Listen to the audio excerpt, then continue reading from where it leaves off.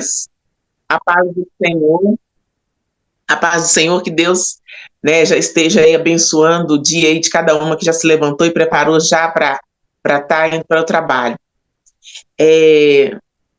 Eu gostaria que você, se você puder, abra a sua Bíblia no capítulo 17 do livro de 1 Reis, e nós vamos ler 2 versículos inicialmente. 1 Reis, capítulo 17, versículos 1 e 2. Então Elias, o tesbita, dos moradores de Gileade, disse a Acabe: tão certo como vive o Senhor, Deus de Israel, a quem eu sirvo, não haverá orvalho e nem chuva nos próximos anos, a não ser quando eu disser. Só vamos até aí. Deus, nós estamos diante da Tua palavra, Senhor. Tua palavra é viva e eficaz. Fala aos nossos corações, nós queremos ouvir a Tua voz, Senhor Deus. Leva todo pensamento cativo a Cristo Jesus. Ó Pai, em nome do Senhor Jesus, que o Espírito Santo que penetra, capaz de dividir juntas e medulas, venha ser Ele mesmo a ministrar os nossos corações neste momento. Em nome de Jesus, amém. Amém. Esse texto fala sobre Elias, um dos maiores profetas que a Bíblia descreve. E essa é a primeira aparição de Elias na Bíblia. Elias, ele já aparece, a gente pode falar assim numa linguagem popular, Elias já chega chegando. Ele já chega profetizando a Acabe uma grande seca. E não era uma seca qualquer, era uma seca que não cairia nem orvalho do céu, nem chuva e nem orvalho do céu. E a Bíblia diz que durante 3 anos e 6 meses não choveu sobre a terra. Então Elias, ele já aparece em cena profetizando uma grande seca. Nós não sabemos como que Elias, a Bíblia não fala como foi a infância de Elias, a Bíblia não fala como ele cresceu, como ele viveu, quem era a família dele, a Bíblia não fala nada disso. A Bíblia fala que esse homem era um homem, em Tiago 5,17 está escrito que era um homem sujeito aos mesmos sentimentos que nós. E, no entanto, ele orou para que não chovesse e não choveu. Então, era um homem conforme nós mesmos somos. Era um homem que poderia estar com um sentimento de raiva, de compaixão, de tristeza, de alegria. Era um homem sujeito aos mesmos sentimentos que nós. E ele orou para que não chovesse sobre Israel, e durante 3 anos e 6 meses não choveu em Israel. Então esse homem, ele entra no cenário da história de Israel ali, num momento muito difícil de Israel, porque quem estava reinando em Israel era Acabe, e Acabe era um rei, filho de Onri, e o pai dele havia feito muitas reformas em Israel, mas uma coisa que o pai fez foi casar o filho, Acabe, com a Jezabel, que foi uma das piores rainhas, né, que teve em Israel. Essa mulher, ela matou todos os profetas do Senhor.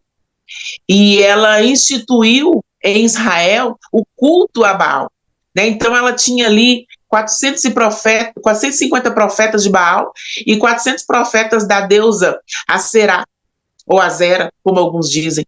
Então havia em Israel 850, no mínimo, 850 profetas que eram sustentados na mesa do rei, por causa de Jezabel. E os profetas do Senhor, ela matou, né? Jezabel é um espírito que mata profeta, e ela matou os profetas do Senhor. Alguns outros estavam escondidos, porque o mordomo de Acabe, Obadias, havia escondido. Ele fala com Elias depois que ele havia escondido de 50 em 50 profetas numa cova, e tinha alimentado, né, com pão e água esses profetas, e as pessoas tinham medo, as pessoas estavam com medo de servir ao Senhor por causa de Jezabel. e porque ela estava matando as pessoas que atreviam a falar que serviam ao Senhor. Mas o Senhor, no meio disso tudo, o Senhor ainda reserva, o Senhor conta para Elias, depois que ele reservou em Israel, né, 7.000 que não se dobraram a Baal, que não beijaram a Baal. Mas Elias não sabia. Elias, ele achava que ele estava sozinho servindo.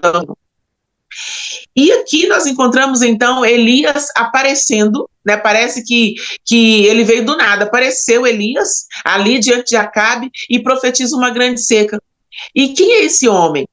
Porque para esse homem surgir cheio da unção, cheio de poder, cheio de autoridade, com certeza esse homem tinha intimidade com Deus. Porque a intimidade com o Senhor, ela é concebida através de busca, através de uma dedicação, através de uma reverência, através do temor ao Senhor. A unção é adquirida através de intimidade com o nosso Deus. E Deus tem me falado muito isso nesses dias, sobre o preço da unção, o preço da autoridade de Deus sobre as nossas vidas, o preço de conquistar essa intimidade com o Senhor. Isso tem um preço. Mas a moeda do reino, ela não é uma moeda física. Ela não é uma conta bancária que você vai comprar isso, né? A Bíblia fala que teve um homem que tentou comprar o poder do Espírito Santo, né? Um mágico chamado Elimas, ele tentou comprar e ele foi amaldiçoado por isso. O preço do reino não é moeda. A Bíblia fala, vinde comprai, né? Sem preço e sem pão. Sem preço, pão e vinho. A Bíblia fala, lá em Apocalipse, na carta à Laodiceia, ele fala, comprai de mim colírio, né, para os olhos. Então, existe uma compra no reino, mas essa compra não é feita através de uma moeda física. Essa compra é feita através de uma dedicação ao reino, de uma busca, de uma vida de oração, de uma vida de jejum. Essa unção, você recebe esse preço que você paga através de uma busca sem reservas diante de Deus, de uma busca de um coração entregue, de um coração inteiro ao Senhor. A Bíblia diz de um rei, Amazias, que não serviu ao Senhor com inteireza de coração. Se você quer buscar o Senhor com todo o seu coração, se você quer unção na sua vida, você precisa buscar ao Senhor com todo o seu coração. A Bíblia diz, buscar-me-eis e me encontrareis quando me buscares de todo o vosso coração e serei achado de vós, diz o Senhor dos Exércitos. Elias, então, chega naquele cenário. Nós não sabemos de onde que esse homem vem, como que foi a vida dele, mas com certeza esse homem tinha uma unção com Deus, uma intimidade com Deus, para ter uma unção que ele tinha. E a Bíblia vai falar que esse homem, né, tesbita, que nasceu ali naquela região de Gileade, a Bíblia vai falar, nós não vamos ler o texto todo, agora nós vamos dar vamos ler mais um pedaço aqui, né? O versículo 2 diz assim, então a palavra do Senhor veio a Elias dizendo, saia daqui, vai para o leste, esconda-se junto ao ribeiro de Querite, nas imediações do Jordão, você beberá água do rio, e eu ordenei aos corvos que sustentem você naquele lugar. E os corvos, versículo 6, e os corvos traziam pão e carne pela manhã, bem como pão e carne ao anoitecer, e ele bebia do ribeiro.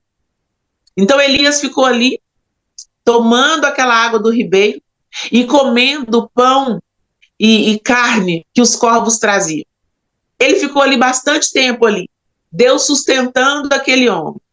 Irmãs, veja bem que milagre é esse. Elias ser sustentado. Quando Elias profetizou uma grande seca, profetizar uma grande seca numa região como aquela, com certeza não seria só uma seca, seria uma fome também, uma grande fome. Porque se não tinha água, não teria alimento.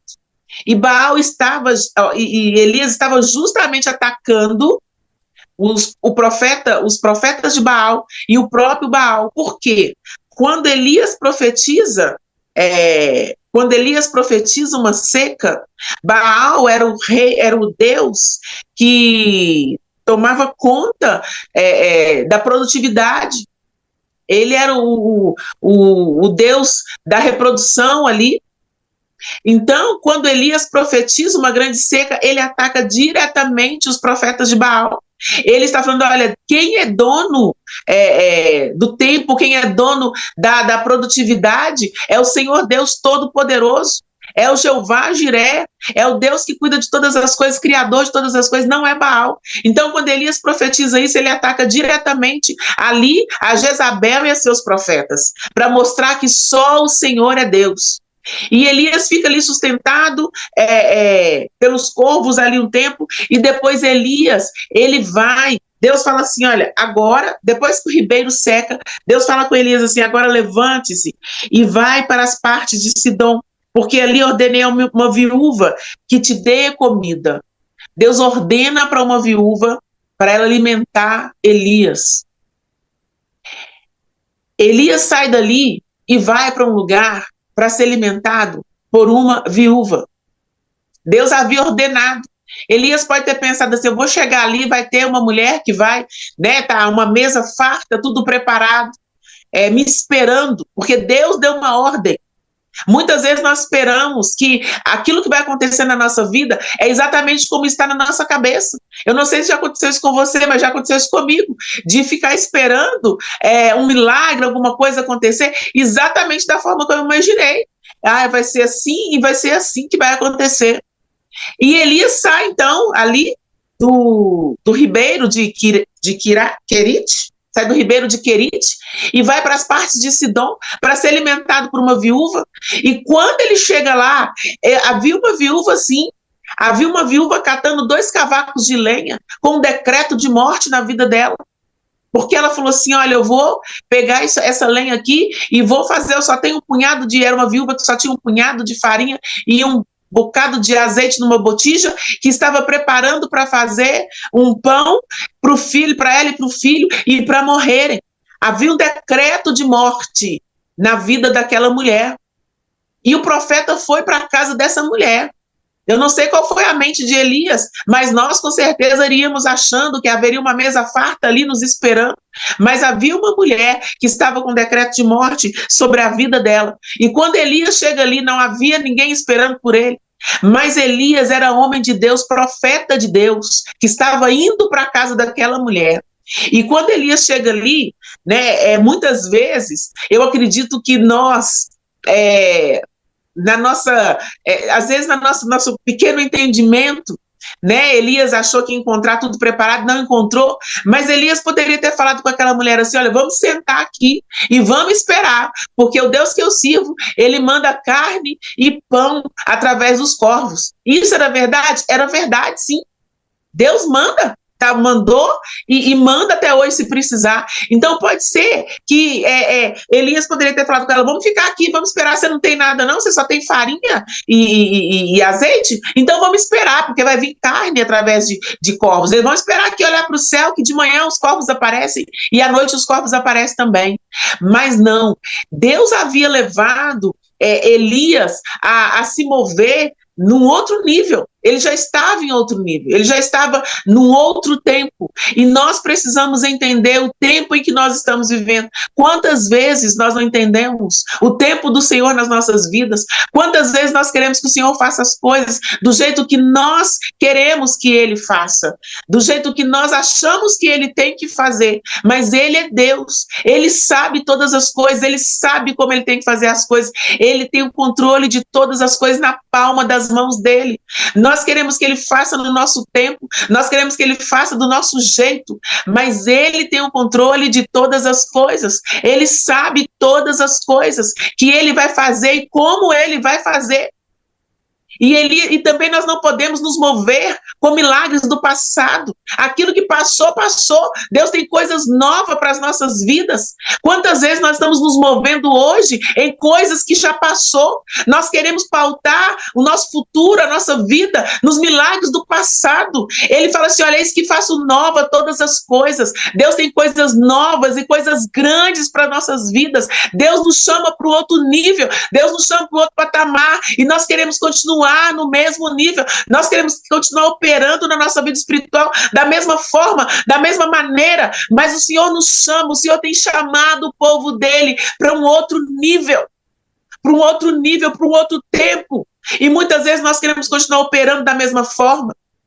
Quando Davi, ele está fugindo de Saul, e ele nessa fuga, ele passa no templo e ele encontra o sacerdote e ele pergunta para o sacerdote: você não tem uma arma aí? Você não tem uma espada aí?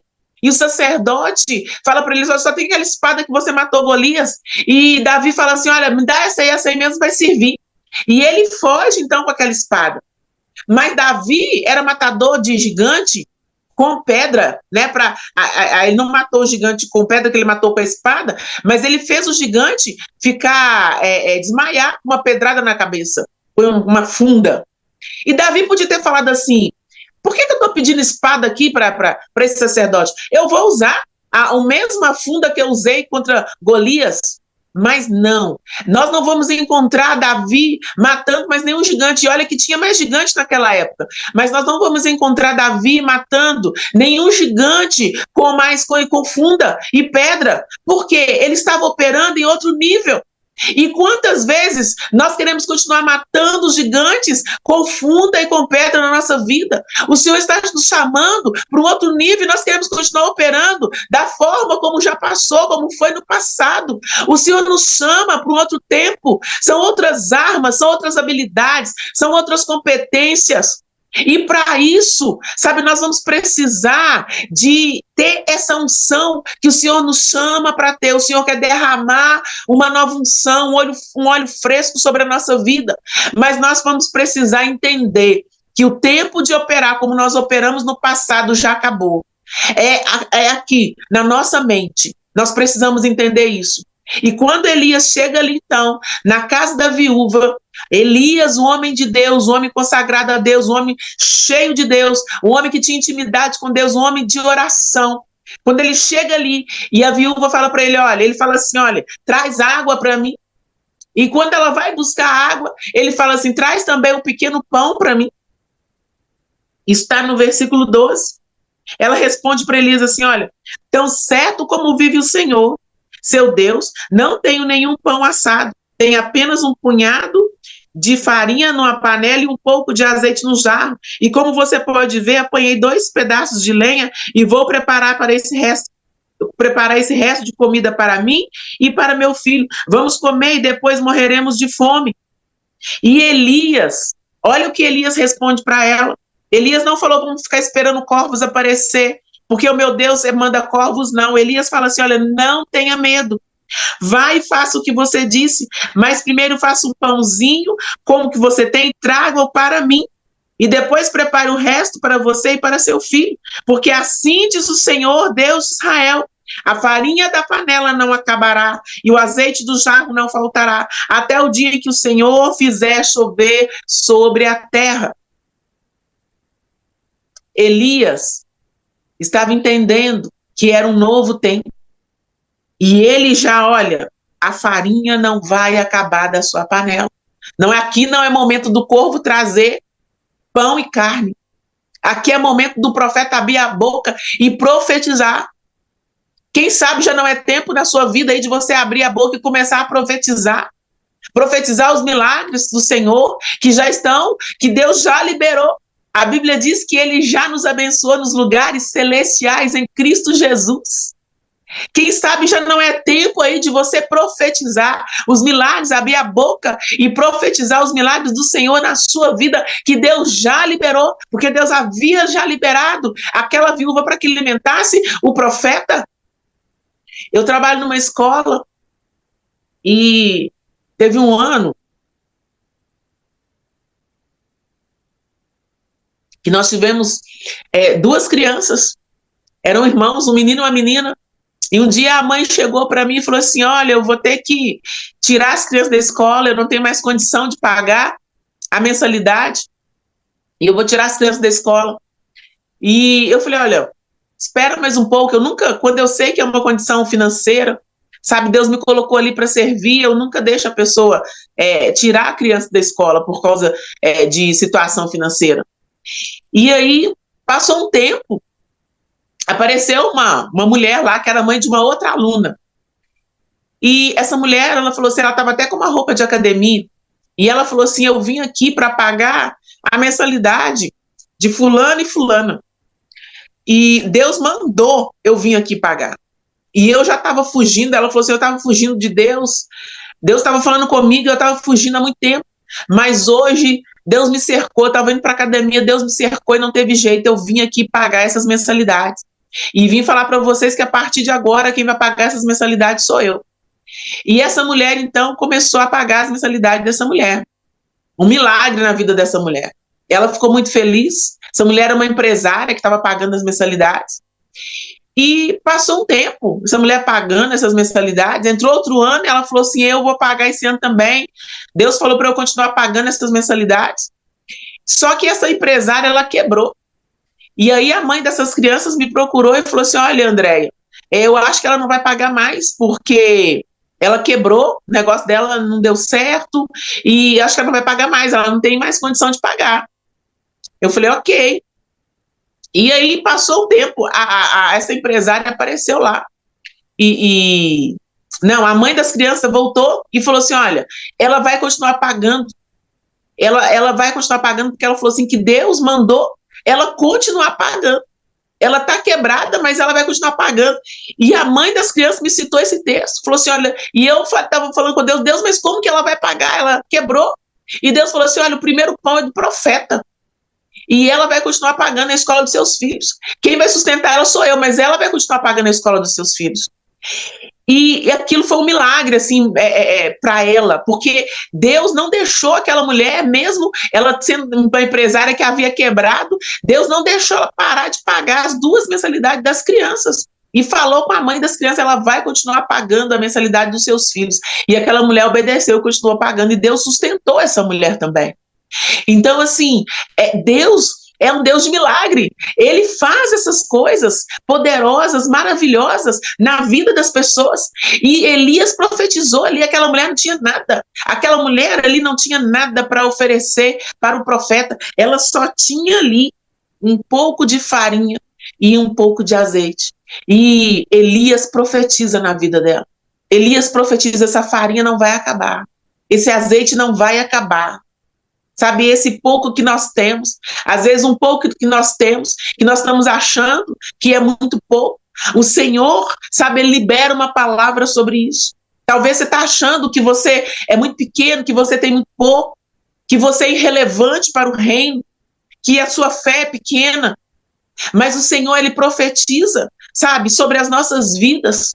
Ele libera a palavra sobre as nossas vidas, que Ele é que trabalha nesse pouco. E é desse pouco que ele vai fazer a expansão disso. Olha, ninguém nasce grande, ninguém nasce um gigante espiritual.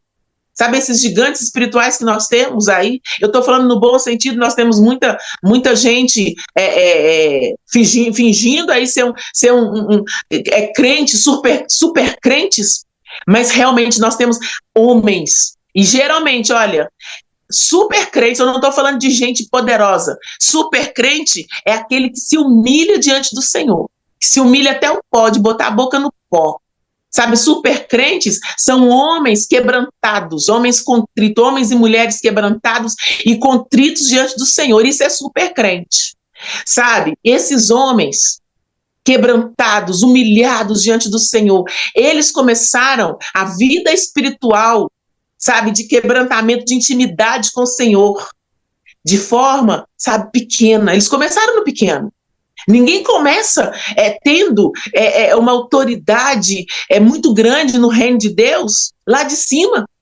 A Bíblia diz assim, não despreze os pequenos começos. Sabe, nós começamos no pequeno. Nós começamos pequeno e aquilo vai crescendo. E talvez você hoje, é o que eu vim aqui falar para você, sobre a sua unção em Deus. Deus quer que isso cresça. Deus quer que isso cresça e não é para acabar. Isso é para crescer. Houve ali um milagre naquela panela. Aquilo não acabou, aquilo multiplicou dentro daquela panelinha. Aquela panelinha pequenininha, aquilo multiplicou dentro daquela panela pequena mesmo. E Deus, sabe, eu vim aqui para falar para você nessa manhã, que Deus quer fazer você crescer em unção. Deus quer fazer você crescer em autoridade. Deus quer fazer que você mude de nível espiritual. E você vai sair daí onde você está. Talvez você está com uma panela pequena aí, a unção, essa unção de multiplicação saiu dessa panela mesmo. O Senhor quer que você opere no novo nível. Deus está te chamando para o novo nível. Deus está nos chamando para o novo nível. Eu também me incluo nessa. Deus está nos chamando para o novo nível. E isso vai começar com o que nós temos. Isso vai começar com esse pouquinho de farinha e esse pouquinho de azeite. Isso vai começar onde nós estamos. Talvez você ache que é pouco, mas é aí que o Senhor quer fazer com que isso multiplique, com que isso cresça. Deus está chamando para um novo tempo, porque vem tempos difíceis por aí. Vem tempos difíceis. A nossa fé, ela será provada. O Senhor está nos chamando. O Senhor tem um remanescente, aqueles que não beijaram a Baal. O Senhor tem um remanescente daqueles que não dobraram o joelho. E o Senhor quer fazer isso crescer na sua vida. O Senhor está te falando para você sair de onde você está.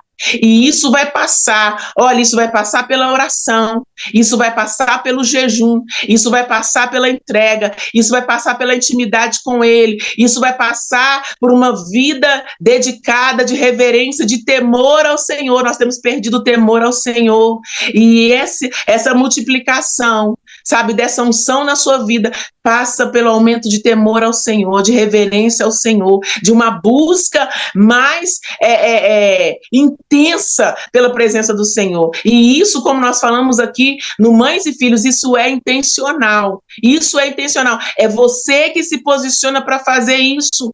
Não pensa que alguém vai te pegar pela mão. É você que se posiciona. É você que decide a buscar essa unção. O derramar é de Deus. A multiplicação vem de Deus, mas você se posiciona para receber essa unção. Você se posiciona para receber a bênção. E já é tempo de sair de onde você está. Já é tempo de mudar de fase. Já é tempo de receber uma nova unção na sua vida. Porque Deus está te preparando para coisas maiores. Deus está nos preparando para coisas maiores. Eu também estou dentro dessa, no nome de Jesus. E as lutas que nós temos passado hoje, as lutas que nós temos vivido hoje, sabe, isso nos levará a um novo patamar, isso nos levará a uma nova unção sobre a nossa vida, um novo derramar sobre a nossa vida. Isso é apenas preparatório para o que virá. Então, se existe uma prova, existe uma luta materialmente que estamos passando, nos preparemos espiritualmente para isso que está por vir, no nome do Senhor Jesus. Que assim como Elias, um homem sujeito aos mesmos sentimentos que nós possamos buscar ao Senhor, nós possamos dedicar o nosso tempo, gastar o nosso tempo, buscando a presença do Senhor, gastando diante do Senhor na leitura da palavra, na oração, no jejum, nas disciplinas espirituais, porque Deus vai nos levar a um novo nível.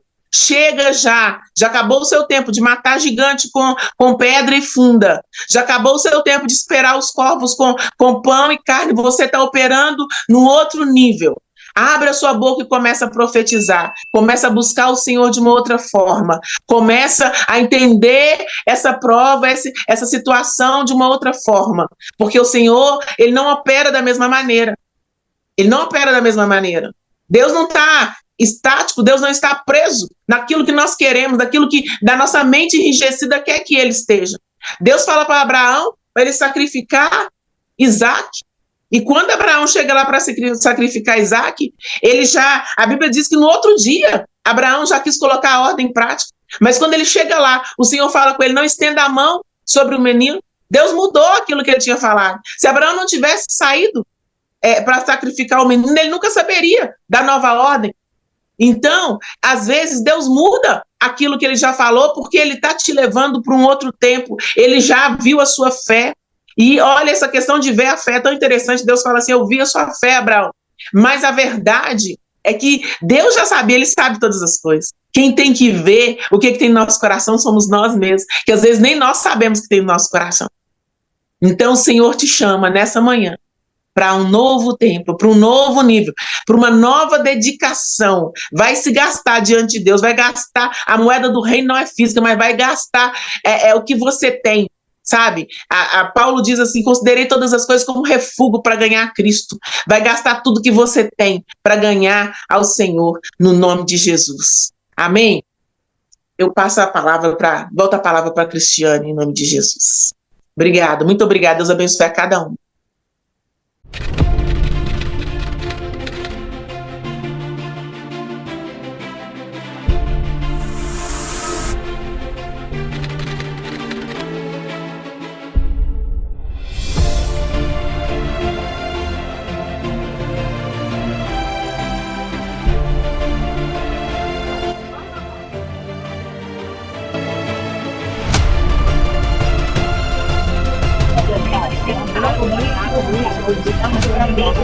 Gracias.